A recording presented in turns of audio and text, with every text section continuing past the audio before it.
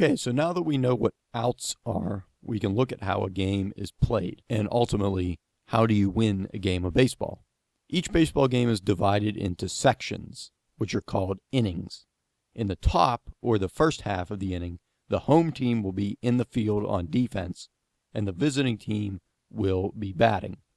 The visiting team will continue to bat until they get out 3 times, whether they fly out, ground out, strike out, or any combination of those. Now, after 3 outs, the top of the inning will end, and the bottom half of the inning begins.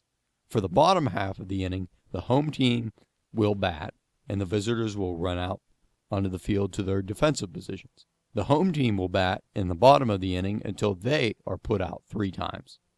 And after that would be the end of the first inning. The teams would then switch again, so the home team is again in the field and the visiting team is at bat, and they would do that for 3 more outs. At that point, then the bottom of the second inning would begin. And so the teams continue to alternate back and forth between offense and defense for 9 innings. After 9 innings, whichever team has scored more runs or points is the winner. You might see something called a line score, either on TV, online, or even at the scoreboard if you are at a game. And this is a diagram showing how many runs each team scored in each half inning. This lists the visitors on top and the home team on the bottom. Remember, the visitors bat in the top of the innings, and the home team bats in the bottom of the innings. So at the end, over here on the right, will be the total number of runs for each team. One final thing to note, if the home team is leading the game after the first 8.5 innings, so if after the top of the 9th, the home team is leading the game, they do not have to bat again in the bottom of the 9th because they already have more runs than the visiting team, and batting again would not accomplish anything. So finally, what happens if the 2 teams are tied after 9 innings have been completed? At this point, the game would move into extra innings, which is baseball's version of overtime.